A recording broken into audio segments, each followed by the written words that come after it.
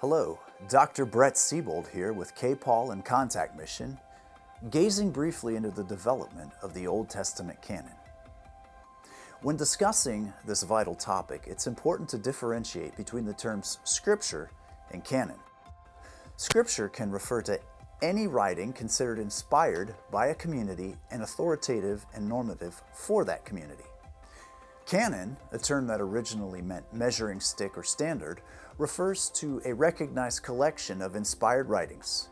Eugene Ulrich stated that there needed to be three qualities present in order for one to speak of a canon. First, that the collection is the result of judgments made by the community. Secondly, that it denotes a closed list. And thirdly, that it concerns biblical books. While we don't have any record of a formal discussion of criteria required to be included in the canon, there does seem to be some criteria that we can infer from the books that are part of the canon and those that are not. First, the author, whether directly stated or by strong tradition, needed to be recognized as an inspired person like a prophet in the Old Testament or an apostle in the New Testament. See Ephesians 2:20. Even books like the Psalms, which don't have a traditional style prophet, are still mostly by David, who is called a prophet in Acts 2:30 and referred to by Jesus as inspired in Matthew 22:43. Second, it needed to have relatively universal acceptance amongst the Jews. And third, it needed to be consistent with the rest of accepted scripture. Rabbi Hillel in AD 10 came up with 7 rules of interpreting texts, and most of these rules would require the accepted scriptures to be consistent with each other. So, what was the canon of scripture of the Jews of the first century, and by likely extension the canon of Jesus, Paul, and the other apostles? Several times in the Gospels, collections of accepted scriptures are mentioned, sometimes in bipartite division like the Law and the Prophets, as mentioned in Luke 16:16, or a tripartite division like that of the Law, the Prophets, and the Psalms, as found in Luke 24:44. Both the bipartite and tripartite arrangements of the scriptures seem to have been used interchangeably for the same scriptures. In modern Judaism, the tripartite Old Testament canon is referred to as the Tanakh, an acronym based on the Hebrew words for the Law, Torah, Prophets, Nevi'im, and writings, Ketuvim. The books that constituted the Tanakh are attested in a couple of different sources. First, Josephus in Against Appian, Volume 1, notes that the Jews considered scriptures as including 22 books. These are probably the same 39 books found in most English Bibles because the Jews notably combined books that we separate. For example, the 12 minor prophets are considered one book, known as the Book of the 12. The other books combined include 1st and 2nd Samuel, one book. 1st and 2nd Kings, one book. 1st and 2nd Chronicles, one book. Judges and Ruth, one book. Ezra and Nehemiah, one book. And Jeremiah and Lamentations, one book. Combining all these books brings us to Josephus's number of 22, which probably was used as it is the number of letters in the Hebrew alphabet. Josephus, however, doesn't refer to the books by name, but divides them into 5 books of Moses, the 13 of the prophets, and 4 of the writings. The other source comes from the Babylonian Talmud, which dates to about 600 AD, but probably includes traditions from much earlier. In a section called the Baba Bathra, 15a, the various books of the Old Testament are listed along with their supposed author.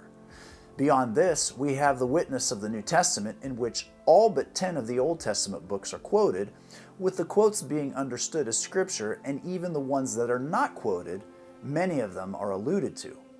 When it comes to what the Dead Sea Scroll community considered scripture, every Old Testament book, with exception of Esther, has been found so far.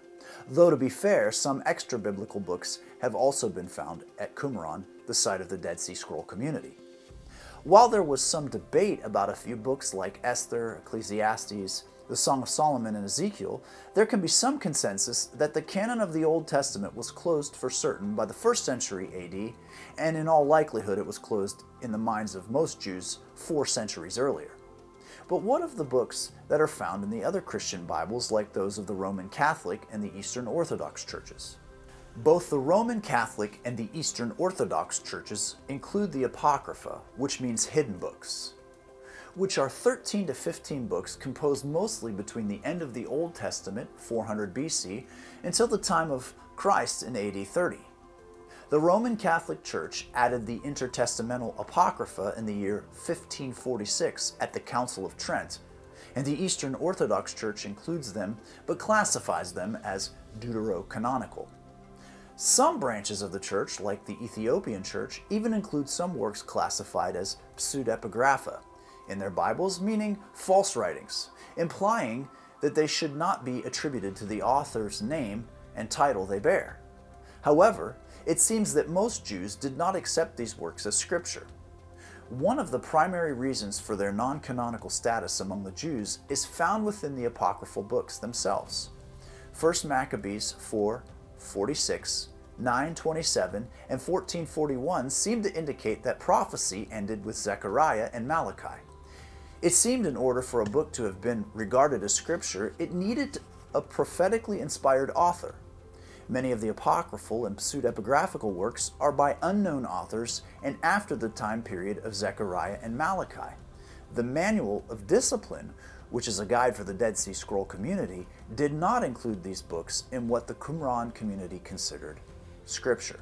Several other ancient sources appear to have existed that corroborated externally with portions of the Old Testament. For example, the Annals of the Kings of Israel or the Annals of the Kings of Judah. Most of these don't exist today in their original form, and the titles of some, such as the Book of Jasher, the Upright One, Joshua 10:13, have likely been picked up and used pseudepigraphically by authors of much later time periods. In other words, books like the Book of Jasher found today were almost certainly not the same text referred to in the Old Testament, and the Book of Enoch emerged long after the Enoch mentioned in Genesis 4 and 5 had passed away. What about the fact that the Septuagint version of the Old Testament includes the books of the Apocrypha? While this is true, the Septuagint Old Testament books were translated at various times, and the apocryphal books were, for the most part, with the exception of Ecclesiasticus, which was originally written in Hebrew, written in Greek. This lets us know that they can be safely dated after the rule of Alexander the Great. The apocryphal books were considered useful for the church and were included, and some early Christian canon lists do include some of these books as well as some pseudepigraphical works. However, these books do not show evidence of being considered scripture by the first century Jews or even the New Testament authors. Some might ask, but aren't some of these books quoted in the New Testament?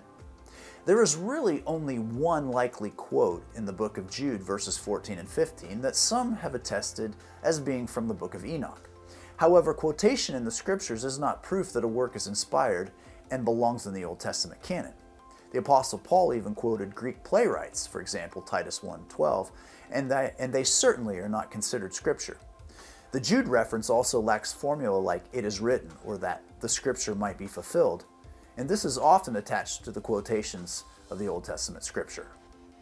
In conclusion, the Hebrew Old Testament canon, likely completed by 400 BC, included only the books that are found in most Protestant Bibles. These books, numbering 39 in our Bibles, were the Bible of Jesus, Paul, and the early church. Again, I'm Dr. Brett Siebold with K-Paul and Contact Mission.